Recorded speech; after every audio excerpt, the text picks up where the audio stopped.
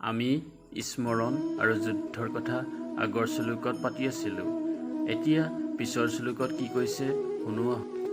অভ্যাস যোগযুক্তেন চেতনানান্য গামিনা পৰমম পুৰুষম দিব্যম য়াতি পাৰ্থানুচিন্তয়ন।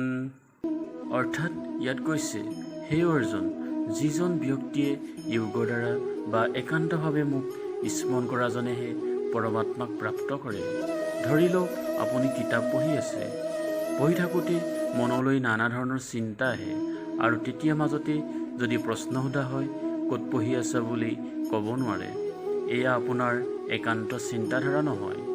যিজনে একান্তভাৱে ভগৱানক চিন্তা কৰে তেওঁৰ ধ্যান কেৱল কিতাপৰ ওপৰতহে থাকিব।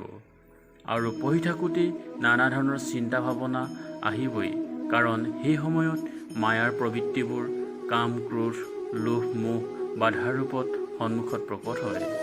সেয়েহে আপুনি স্মৰণ কৰিব, কিন্তু সেই সময়ত উদ্বেগ সৃষ্টি কৰিব, মনটোক স্মৰণৰ পৰা আঁতৰ কৰিব বিচাৰিব। সেই সময়ছোৱা পাৰ হ'ব পৰাটোৱেই হ'ল যুদ্ধ।